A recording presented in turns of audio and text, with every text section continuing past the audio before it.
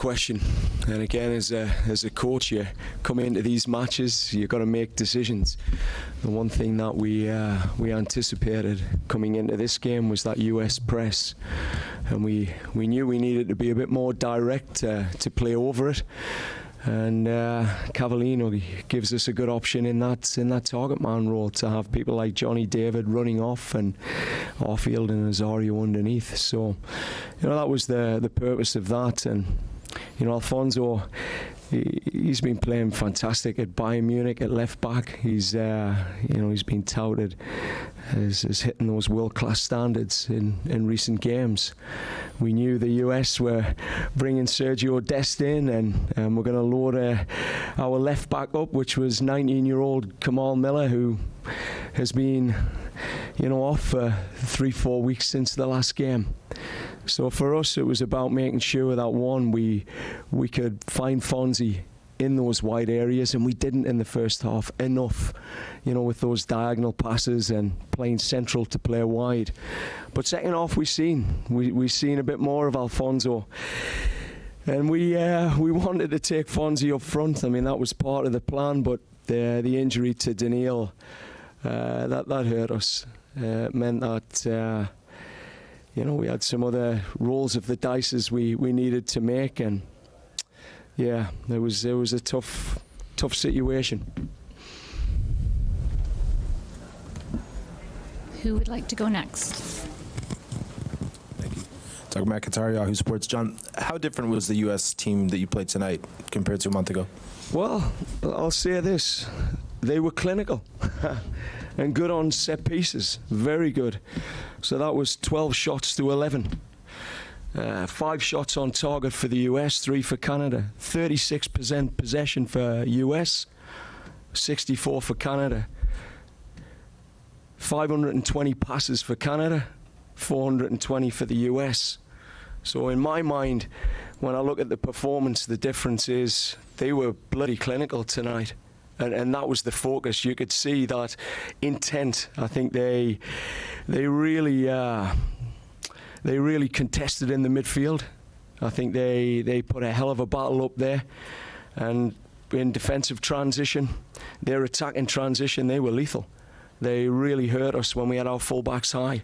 So, good job to the US tonight. That sort of clinical is the learning for us. We've got to learn that if you make mistakes at this level, or your set pieces aren't clean, you're going to get punished. So all credit to Greg and his boys. They've sort of silenced some critics here, and I wish them all the best. Here. Will Brown, St. Augustine Record. Early in the match, you all seemed to be attacking long down your left-hand side. Was that your intention, to try and go at Dest and describe just that tactic? And it seemed like it was something you all went to a few times early. Yeah, I think probably too much. I mean, that was a bit of a challenge. I think part of our growth and learning, when we reflect on this, we were a little bit too direct. I wanted to see the centre-backs get on it more and just break the rhythm. But that was part of the tactic. It was about, we knew we could load up Dest with Cavallini and then have Alfonso picking it up underneath with Azario, and have a height mismatch with Alfonso and Dest as well on the diagonals. So we thought there was an opportunity there, but Dest played really well tonight. And to be fair, I thought Long had a terrific game. I thought he was an absolute colossus for the US tonight. So congrats to them, and we'll go back to the drawing board and have to think it through. Gavin Day, MLS Soccer. John, you mentioned Kamal Miller as the backup, as someone who hasn't seen much action. You have Sam Adekubi, who's playing regularly as a left back in Norway. What's he missing that he might get included in the picture, left back then? Well, I think Sam's played only 2 games in 6, if you're tracking his career. He hasn't been regular in Vålerenga. And Vålerenga, Sam's working as hard as he can. And I think for us, it's, when you've got Bayern Munich's starting left back, who's playing Champions League, who can give you that width and provide that inner tactic as well as athletically deal with the players the US have, which is pace for fun on that side. You know, you're coming away to an away venue where a draw could see you through. He's the best left back in Canada, without a doubt, and arguably he's the best left back in Bayern Munich. So for us, you know, I think it's a no-brainer. I mean, we'd love to have him up front. We'd love to be able to play him in two positions. But when you've got quality like Jonathan David, Junior Hoylett, Lucas Cavallini, you know, you're looking at putting all those pieces on the field and putting your best players out there. That's what we did tonight. We came in here to get a result. We didn't bunker down. We came in here on the front foot. We pressed them for 90 minutes. We controlled the game for periods at times, and I think a lot of positives. We just weren't clinical. They were very clinical. KJ, and then we'll go to the front.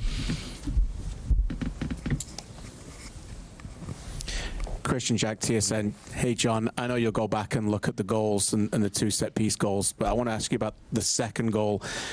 Where did it break down for you, and did it start with Milan's distribution that obviously led to the quick transition? Oh, I'll go back and assess it. You know, I think the reality was, again, I think we were a little bit too direct tonight at times, a bit too open in that shape.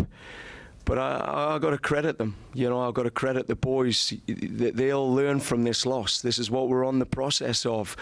You know, for Canada, we missed the big opportunity. I've got to own up to that. We missed a big chance tonight. We know we've got the quality because in periods we show we're competing with, you know, the best, one of the best teams in CONCACAF. So, you know, analysing the goals, in fairness, we had to be better in set pieces, and we had to be better in defensive transition. We just got to sense those moments earlier that this is dangerous now. And these learnings, like we did from the Gold Cup, we'll take them forward. Thank you.